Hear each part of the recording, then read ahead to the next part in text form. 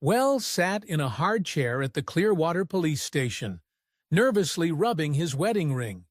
His eyes were red from a sleepless night, and his voice shook as he retold the story of his wife's disappearance for the third time.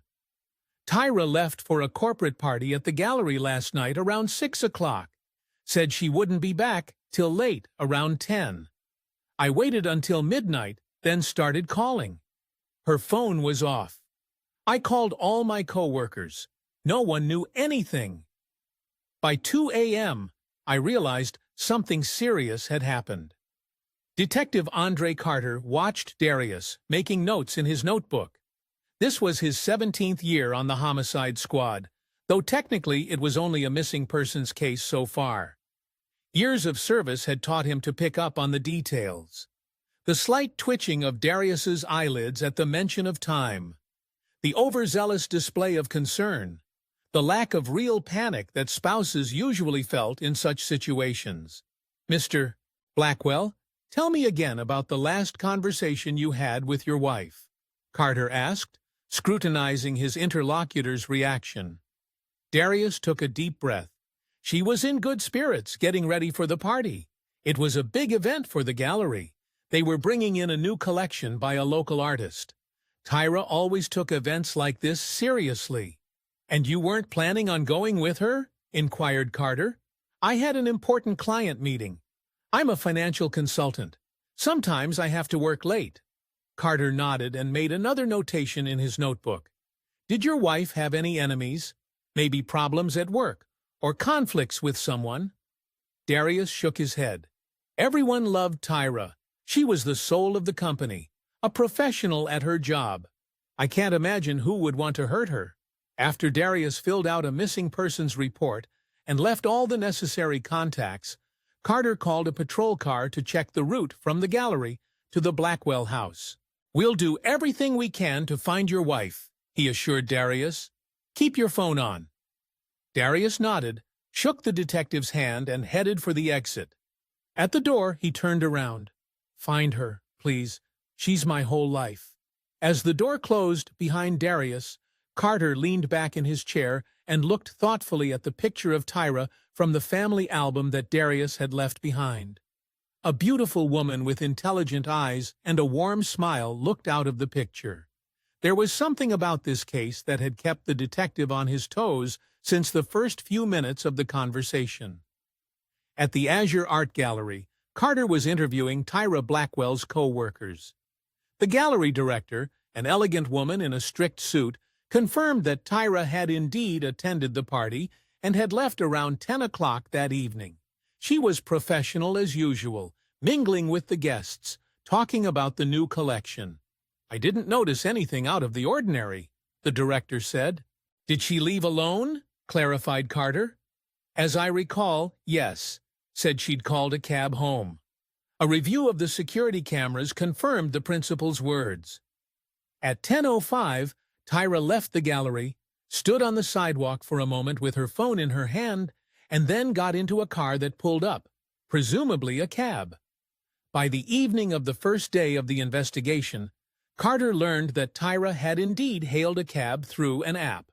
The driver confirmed that he had dropped her off at her listed address, her and Darius' home in the upscale Clearwater neighborhood, around 10:30 in the evening. Tyra was alone, looking normal, acting calm. Carter's next step was to talk to Darius again, this time at his home. The large two-story mansion overlooking the bay testified to the Blackwell family's financial well-being. Darius opened the door immediately as if he'd been waiting for the detective at the front door. "Any news?" he asked hopefully. "Not yet, Mr. Blackwell, but I have a few clarifying questions." In the spacious living room, Carter noticed the many photographs of the couple on the walls and mantelpiece. In all the pictures, they looked happy. Her wife actually made it home last night. The cab driver confirmed he'd dropped her off here at about 10:30. Darius looked surprised. "But I got home around 11 and she was gone. I thought she'd stayed late at the party." "So you got home later than your wife?" clarified Carter. "Yes, I had a meeting with a client at a restaurant. I told you this morning." "Which client exactly?" Darius hesitated a little. With James Rodriguez, he's a real estate investor. We were discussing a new project. Carter made a note in his notebook. Something in Darius's voice sounded insincere. And where was the meeting held? At the Seabreeze restaurant on the waterfront. What time did your meeting end? About 10:30. Then I went straight home. But Tyra was already gone? No, she wasn't. I thought she hadn't gotten back from the party yet. Carter looked at Darius thoughtfully. The readings didn't add up. If Tyra got home at 10:30 and Darius at 11, they should have missed each other by only half an hour. Where could she have gone in that time? At that moment, Carter's cell phone rang. It was the desk clerk from the precinct calling. "Detective, there's a woman here to see you. Claims to be a friend of the missing Tyra Blackwell. Says she has some important information." "Tell her I'll be right there," Carter replied, and after saying goodbye to Darius, headed back to the station. Waiting for him in the interrogation room was a young woman who introduced herself as Jasmine Parker. She was nervously tapping her fingers on the table and looked worried.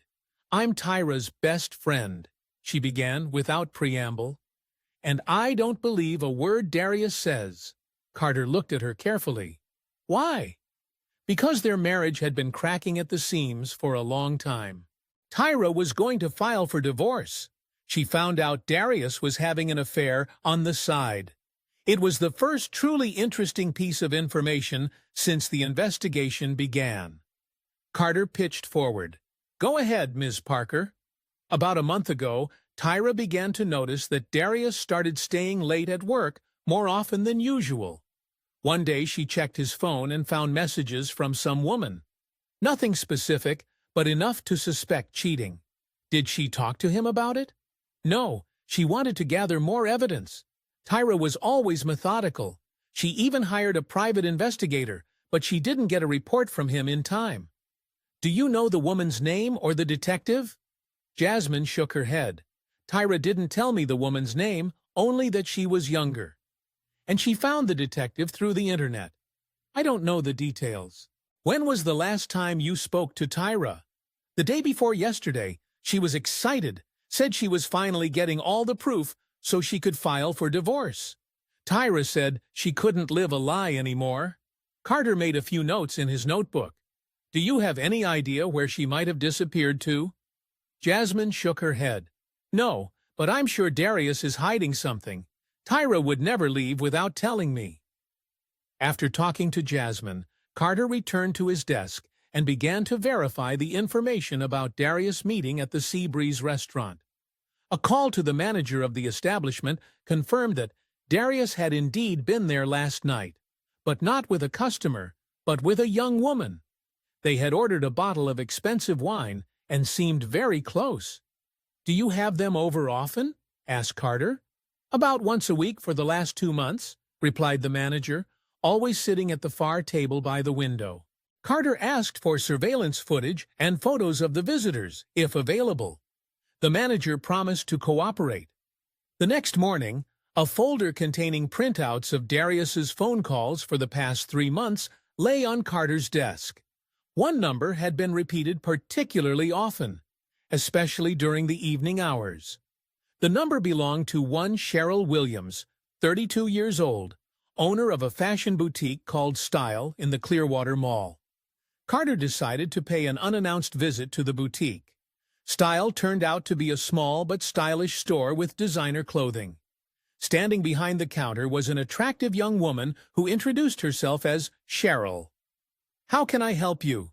she asked with a professional smile, but the smile disappeared when Carter showed his badge.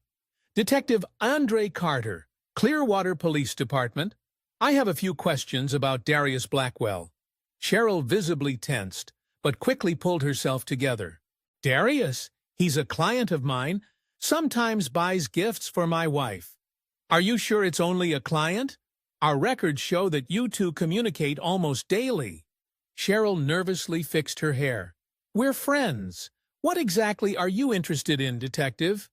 "Darius's wife, Tyra Blackwell, went missing 2 days ago. Do you know anything about that?" Cheryl's eyes widened. Missing? No, Darius hasn't said anything. We haven't spoken in the last few days. Carter watched her reaction carefully. Cheryl looked genuinely surprised, though visibly nervous. When was the last time you saw Darius? Cheryl hesitated. The night before last. We had dinner at the Seabreeze. He said he had a business meeting with a client. That's complicated. We did discuss some business matters, in a romantic setting, with a bottle of expensive wine. Cheryl blushed. Look, I don't know what happened to his wife. I really don't. Did you know he was married? Of course. He said he and Tyra had been living as roommates for a long time, that the marriage had actually broken up. Typical story, Carter thought. When did your friendship? About 3 months ago.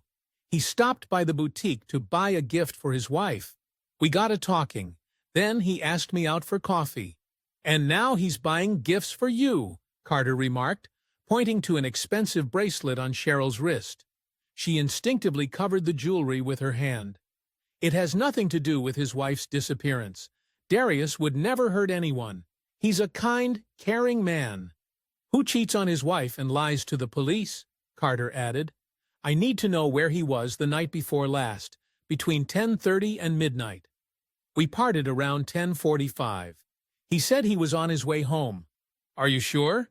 Maybe he stopped by your place? No, we broke up at the restaurant. I drove home alone.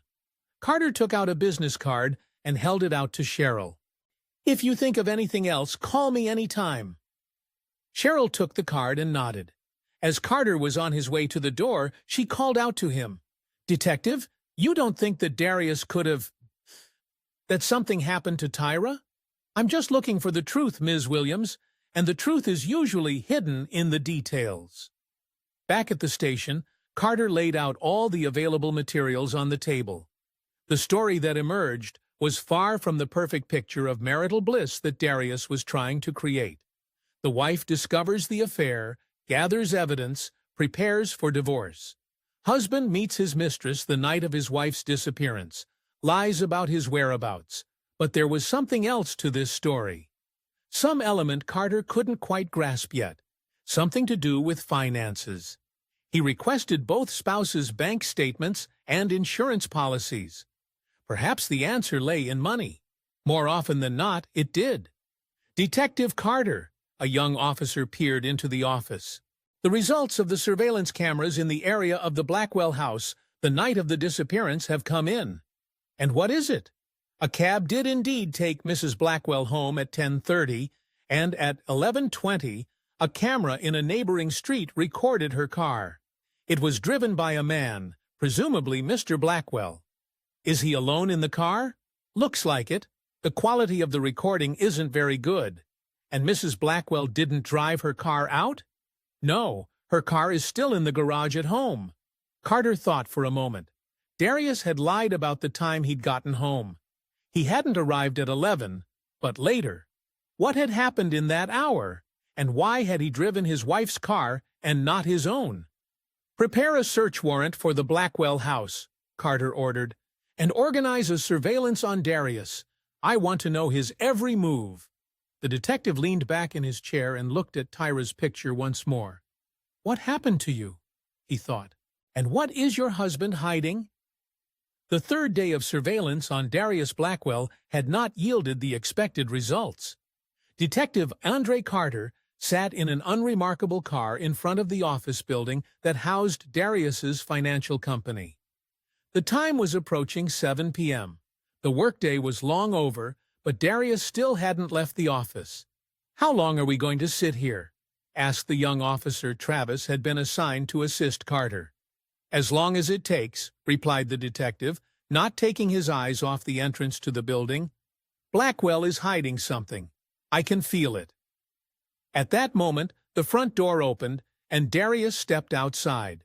He was dressed in an expensive suit, looking impeccable as always, but the detective's keen eye noticed signs of fatigue and strain on his face. Let's go, Carter commanded as Darius got into his black SUV. They followed Darius's car at a safe distance, trying not to attract attention. Instead of heading home, Blackwell drove to the opposite side of town. "Where's he headed?" muttered Travis. "To his girlfriend's place, I bet," Carter replied. But Darius didn't go to Cheryl's. He stopped outside the bank, already closed at this time. Taking out his key, he unlocked the side door and stepped inside. "I wonder," Carter muttered.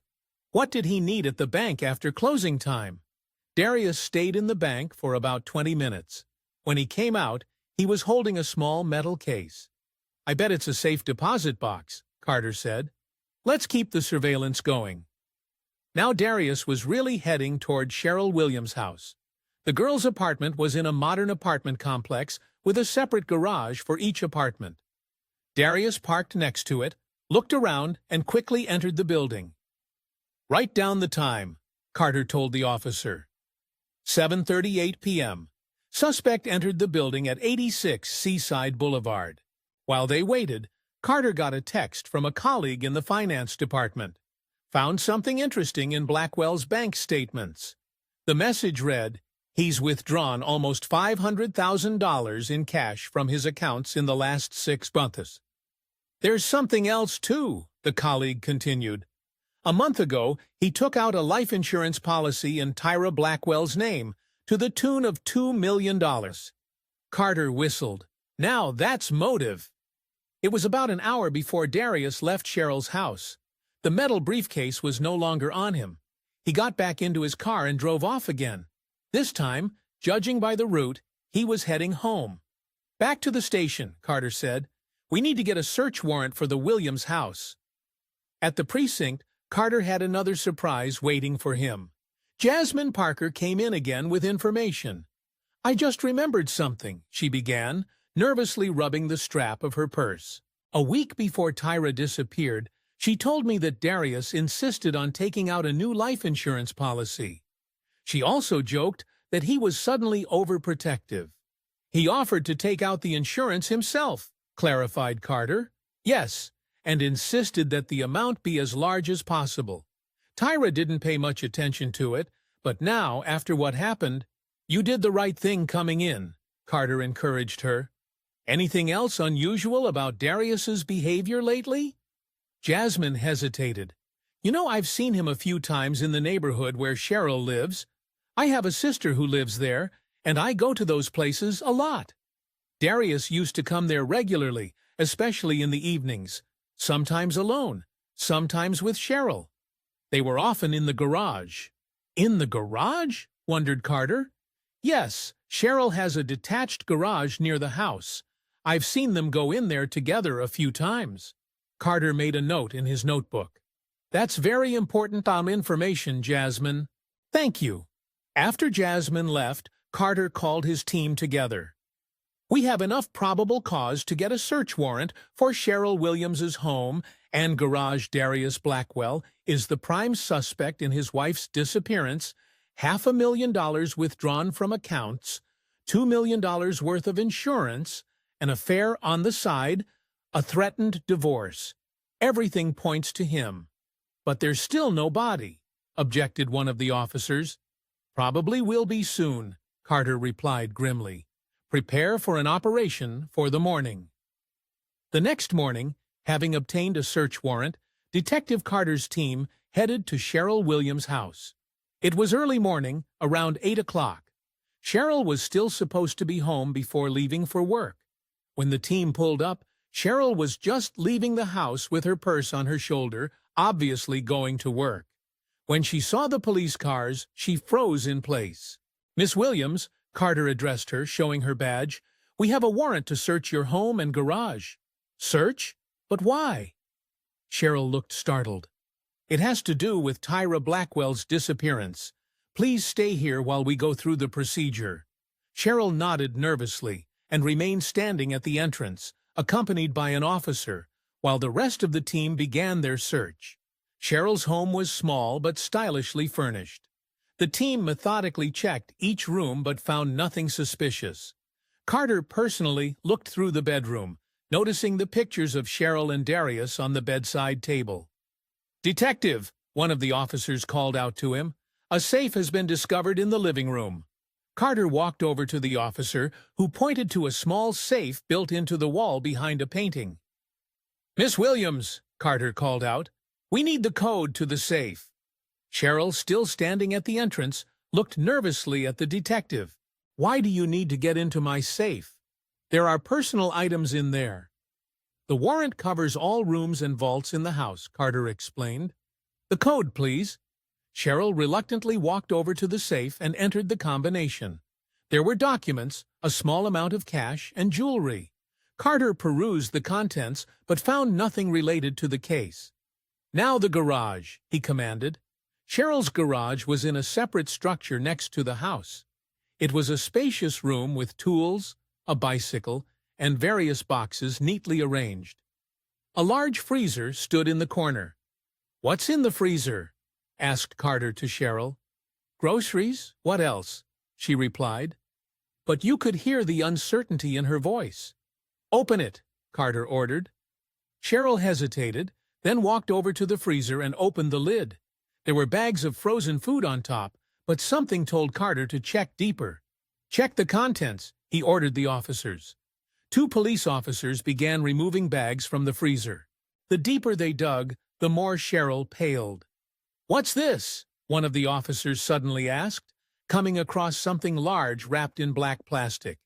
"Take it out carefully," Carter commanded, donning rubber gloves. The officers carefully removed the large bundle from the freezer and placed it on the garage floor. Carter carefully unwrapped the plastic. Inside lay the frozen body of a woman. "Oh my God," Cheryl whispered, stepping back. No, it can't be." "Is that Tyra Blackwell?" asked Carter to the officer who held up a picture of the missing woman. "Looks like her detective." Carter turned to Cheryl, who was staring at the body in shock. "Cheryl Williams, you are under arrest on suspicion of the murder of Tyra Blackwell. You have the right to remain silent." "No, I didn't do it," screamed Cheryl. "I didn't know anything. It wasn't me." "Cuff her," Carter ordered, and called forensics. 2 hours later, the crime scene was swarming with experts. Tyra's body had been carefully removed from the freezer and sent to the morgue for autopsy. The garage was thoroughly searched for evidence. "Detective," one of the CSIs addressed Carter, "we found traces of blood on the floor despite a thorough cleaning and something else of interest." He handed Carter an evidence bag, a small key. "Is this for the freezer?" asked Carter. "No, it looks like a safe deposit box key. It was hidden under the freezer." Carter looked at the key thoughtfully. "Interesting. It looks like the case Darius took from the bank." At the police station, Cheryl Williams sat in the interrogation room. She looked shaken, but had already recovered a little. "I want to reiterate that I did not kill Tyra," she said, as Carter entered the room. "I didn't even realize that in my freezer. How do you explain having a body in your garage?" asked Carter. "I don't know. I really don't know," exclaimed Cheryl. "Darius has been in the garage alone sometimes. He has the keys." "So you think it was Darius who killed his wife and hid the body in your freezer?" clarified Carter. Cheryl fell silent, realizing what she had just said. "Yeah, I don't know. I can't believe he's capable of something like that.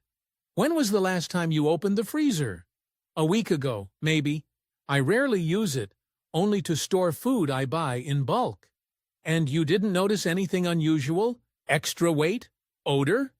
"No, I just pulled groceries out from the top. I never dug deep." Carter looked at his notes. "Was Darius often in your garage alone?" "Sometimes. He said he was claustrophobic and needed space to think." "The garage is big. It's cool in there. I didn't see anything strange about it." "Did he have keys to your house and garage?" "Yes," Cheryl answered quietly. "I gave him a second set a couple months ago." "When was the last time you saw Darius?" "Last night. He came over around 8 o'clock. "What was he doing?" "Just stopped by for a bit. Said he was worried about the investigation that the police suspected him.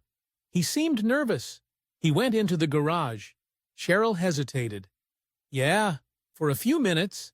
Said he wanted to get some tools." "What kind of tools?" "I don't know. I didn't go with him." Carter showed her the key bag.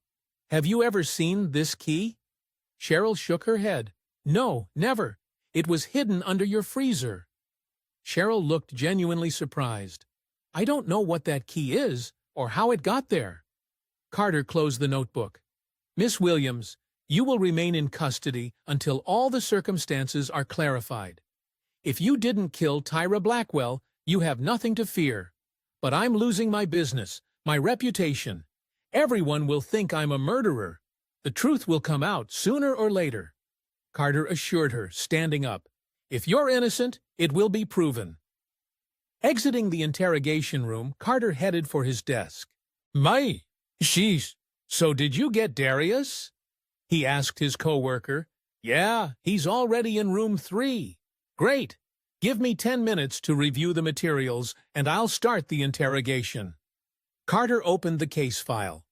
The results of the preliminary examination of the body indicated that Tyra had been killed by blunt force trauma to the head about 4 or 5 days ago, which was consistent with the time of her disappearance. The exact time and cause of death was to be determined by autopsy. Financial records showed that Darius had indeed withdrawn a large amount of cash from his accounts over the past 6 months. In addition, his company was on the verge of bankruptcy due to several failed investments. He was hiding it from everyone while continuing to pretend that things were going well. When Carter entered the interrogation room, Darius was sitting with a perfectly straight back, maintaining an outwardly calm demeanor but tapping his fingers nervously on the table. Mr. Blackwell, Carter began, sitting down across from him, I have some bad news for you. We found your wife's body. Darius froze, his face going pale. What? How did this happen? Her body was discovered in the freezer in Cheryl Williams's garage. Darius looked stunned. That's impossible. Cheryl couldn't have. She would never. Interesting that you immediately decided it was Cheryl who killed your wife, Carter remarked. I didn't say Tyra was murdered. Darius paused. Yeah, I just assumed. If she's in the freezer, Mr. Blackwell, where were you the night your wife disappeared after 10:30 at night? I've already told you. I had a meeting with a client at a restaurant, then I drove home. You lied. You were at the restaurant with Cheryl Williams, not the client. The security cameras captured the two of you together. Darius sighed. Okay, I was with Cheryl. I didn't want this to get out. But it had nothing to do with Tyra's disappearance. What about the fact that you were withdrawing large sums of cash from your accounts? Or the fact that your company is on the verge of bankruptcy? Or the fact that you took out a life insurance policy in your wife's name for $2 million a month before she disappeared? Darius licked his lips nervously. How do you know about the life insurance? It's my job to know, Mr. Blackwell, just like the fact that your wife was going to file for divorce after she found out about your cheating. That's not true. Tyra didn't know anything. She hired a private investigator to follow you. She was going to use the evidence of the affair to maximize her compensation in the divorce. In your financial situation, that would have ruined you permanently. Darius turned even paler. I didn't kill Tyra. I had nothing to do with her death. Then explain how her body ended up in your mistress's freezer. I don't know. Maybe Cheryl. Maybe she was jealous. I don't know. Carter pulled out a bag containing a key. Do you recognize this key? Darius froze for a second, then shook his head. No, never seen it before. That's odd. It looks very much like the key to the safe deposit box from which you took the metal case yesterday, the same case you then took to Cheryl. I don't know what you're talking about, Darius tried to deny, but his voice shook. We've been following you, Mr. Blackwell. Yesterday you visited the bank after closing time, took a metal briefcase from the safe deposit box, and took it to Cheryl's house. What was in the briefcase? That's private, Darius replied stubbornly. Not anymore. Not when it comes to murder. Darius nervously ran his hand over his face. I want a lawyer. That's your right, Carter nodded. But before we finish, I want you to know we're going to find that briefcase. And if it contains evidence of your wife's murder, no lawyer is going to help you. That concluded the interrogation. Darius was temporarily detained until the full circumstances of the case were clarified. In his office, Carter went over all the materials one more time. A picture was beginning to emerge. Darius, on the verge of financial ruin, would learn that his wife was going to file for divorce. That would mean total ruin. Instead, he decides to get rid of his wife and get the insurance that would save him from bankruptcy. But there were still inconsistencies. If Darius killed his wife, why did he hide the body in Cheryl's freezer, putting not only himself but her at risk? And what was in the metal case? Carter decided to talk to Jasmine Parker again. Perhaps she had information that would help fill in the gaps. "Jasmine," he began when she arrived at the station. "You said Tyra hired a private investigator. Do you have his contacts?" "No, she didn't tell me who it was. But she did mention that the detective took pictures and collected other evidence." Where could she have kept that evidence, Jasmine wondered. Tyra was always very careful. She wouldn't have kept them at home where Darius could have found them. Maybe in a safety deposit box? Possibly. She had her own safe deposit box at the Meridian Bank on Ocean Avenue. She kept important documents and jewelry there. Carter jotted down the information. "Thank you, Jasmine. That's very valuable information." After Jasmine left, Carter requested a warrant to check Tyra's safe deposit box. If his evidence of Darius's infidelity was stored there, it could be the key to solving the murder. But meanwhile, forensics searched the Blackwell home. Traces of blood were found in the garage, carefully washed away, but still visible with special chemicals. DNA testing could confirm whether the blood belonged to Tyra. Carter was sure they were on the right track. The motive was clear: money and fear of exposure. Darius was cornered by financial problems and the threat of divorce. Filling his wife and getting the insurance money seemed like the only way out. But Carter knew the prosecution needed hard evidence, and he was determined to find it. The morning of the 5th day of the investigation began for Detective Andre Carter with a visit to the morgue. The pathologist, Dr. Leonard Wilson, was already waiting for him with the results of the autopsy on Tyra Blackwell's body. "Carter, here's the report," Dr. Wilson said, handing over a file folder. "Traces of death is blunt force trauma to the skull. The blow was delivered with great force to the back of the head." "Murder weapon?" asked Carter, leafing through the report. "Judging from the shape of the wound, it could have been a metal object with a rounded end. Possibly a poker, a heavy candlestick, or something similar." "Time of death?" "Between 22 and 24 hours on the day of the disappearance. This is confirmed by the condition of the body and the decomposition process, which was slowed by the low temperature in the freezer." Carter nodded, mentally comparing this data with the statements of witnesses and suspects. "There's something else interesting," Dr. Wilson continued, leading Carter over to a table of carefully laid out physical evidence. "We found skin under the victim's fingernails. She struggled with her killer." "DNA?" asked Carter instantly. "It's already been sent off for analysis. We'll have the results in a few hours." "Great. What about the stomach contents?" "The victim ate about 2 hours before he died. Leftover salad and meat. Presumably dinner at a restaurant." Carter remembered that according to the cabbie, Tyra hadn't stopped to eat anywhere on the way home, so she'd had dinner either at a corporate party or at home before she died. "Thanks, Doc.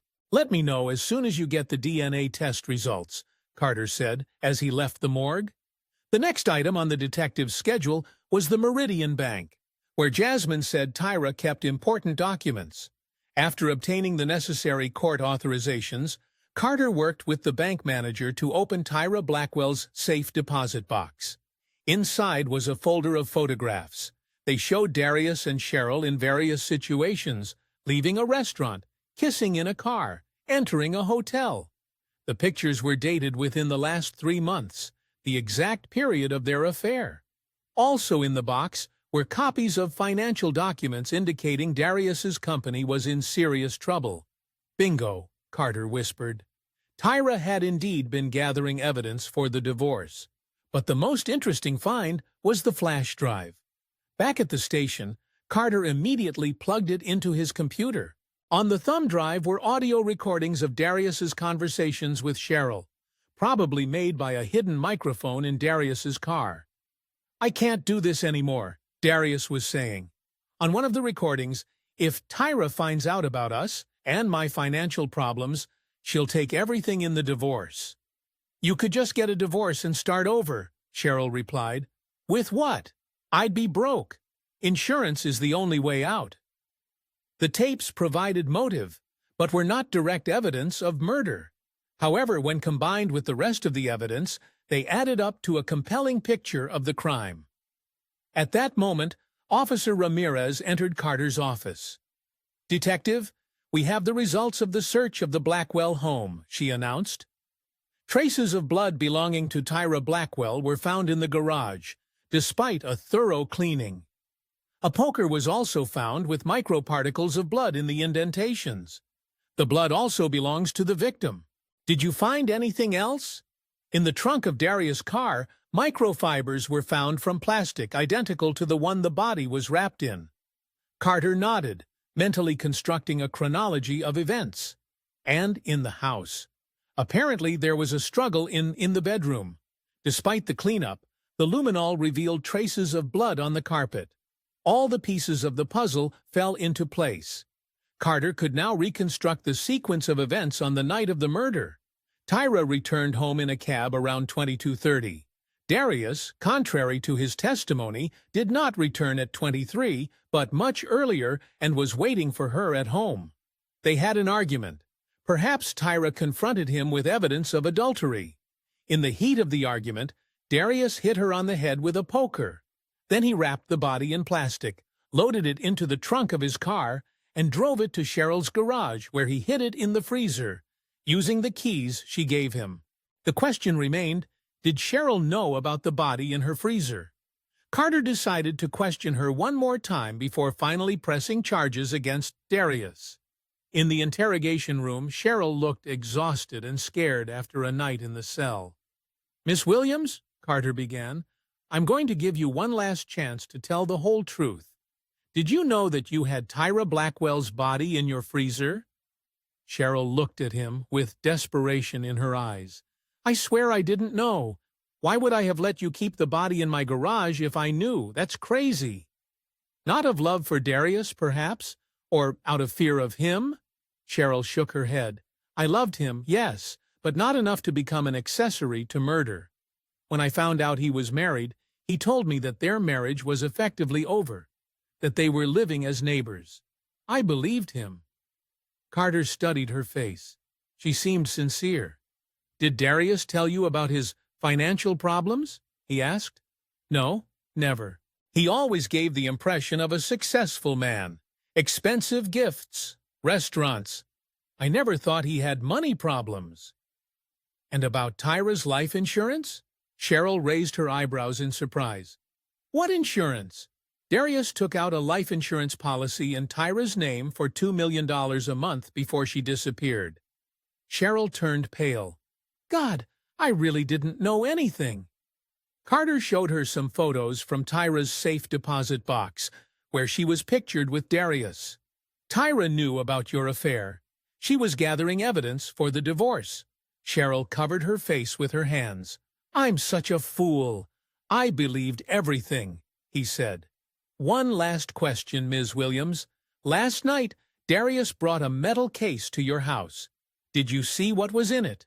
"No, he didn't open it in front of me. Said it was business papers that needed to be stored somewhere." "And where is that briefcase now?" "He took it with him when he left." Carter nodded. Cheryl was probably telling the truth. She wasn't an accomplice, but another victim of Darius's manipulations. "Thank you for your cooperation, Ms. Williams. I think we'll soon be able to drop all charges against you." Exiting the interrogation room, Carter met with Officer Travis. "We found the briefcase," Travis reported. "It was in the trunk of Darius's car." "What's inside?"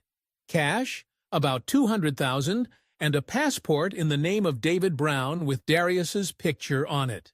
He was planning an escape, Carter concluded. But first, he wanted to retrieve the body from Cheryl's freezer and dispose of it in a more secure manner. At that moment, Carter's cell phone rang. It was Dr. Wilson from the lab. "Detective, we have the DNA test results. The skin under the victim's fingernails belongs to Darius Blackwell." "Thanks, Doc. That's the last piece of the puzzle." Carter now had all the evidence he needed. It was time for the final interrogation of Darius Blackwell. In the interrogation room, Darius sat with the look of a man cornered. Next to him was his lawyer, an older man with a tired face. "Mr. Blackwell," Carter began, placing a file folder on the table, "we have all the evidence to prove your guilt in the murder of Tyra Blackwell." Darius kept a nonchalant expression on his face, but his fingers tapped nervously on the table. "My client will not testify without specific charges," the attorney interjected. "All right," Carter agreed. "Here are the specific facts. The poker with microparticles of Tyra's blood found in your garage, Tyra's blood on the carpet in the bedroom, DNA under the victim's fingernails belonging to you." Darius remained silent, but his face began to change. "And we also have a motive," Carter continued. "Your company is on the verge of bankruptcy. Tyra found out about your affair with Cheryl and was going to file for divorce, which would have permanently bankrupted you. But if she had died, you would have gotten a $2 million insurance policy." Carter laid the photos from Tyra's safe deposit box on the table. "She knew everything, Darius. She was gathering evidence." The detective then turned on the audio recording from the thumb drive. "I can't do this anymore. If Tyra finds out about us and my financial problems, she'll take everything in the divorce. It's an illegal recording," the attorney objected. "Tyra had every right to record conversations in her car," Carter parried. "And finally, we have a briefcase containing $200,000 and a passport in the name of David Brown. You were planning an escape, Darius." Darius looked at the lawyer, who quietly whispered something to him. "I will not testify," Darius said firmly. "That's your right," Carter nodded. "But there's enough evidence to charge you with first-degree murder. Here's how it all happened. Tyra came home around 22:30. You were waiting for her. She confronted you with evidence of adultery and financial fraud.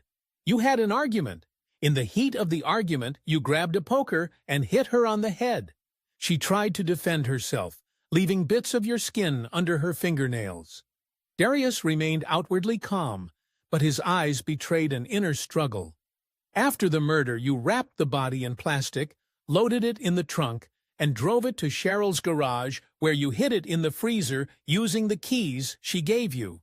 Cheryl didn't know anything about the body. You used her." "It's all speculation," Darius finally uttered. "Science doesn't lie, Mr. Blackwell. DNA, blood traces, evidence in your garage and car. Everything points to you." Darius and his lawyer were talking quietly about something. Finally, the lawyer turned to Carter. "If my client cooperates and pleads guilty, is it possible the charge could be reduced to second-degree murder?" "I can talk to the prosecutor, but I can't promise anything," Carter replied. "Too much evidence points to premeditated murder." Darius took a deep breath, then nodded slowly. "All right, I'll tell you what happened." His voice sounded lifeless as he began his story. "Tyra actually came home after the company party. I was home even though I said I was at the restaurant. We got into an argument. She showed me pictures with Cheryl, said she knew about my debts, about the company's problems. She laughed at me, said she'd take everything, that she'd leave me penniless." Darius paused, gathering his thoughts. "I didn't plan to kill her. I really didn't. But she kept screaming, threatening. I grabbed the poker and hit her, just once. I didn't mean to kill her." "What happened then?" asked Carter.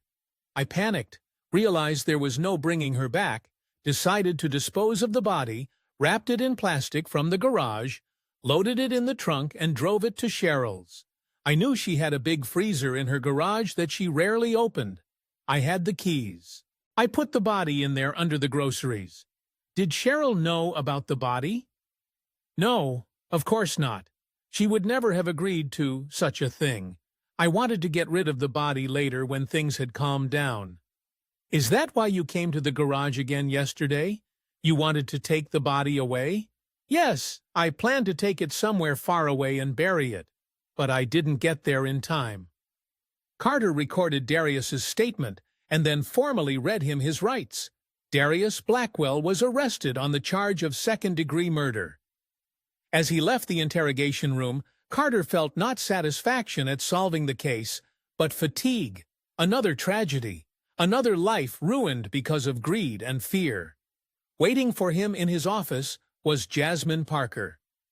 "Detective, I heard you arrested Darius, is that true?"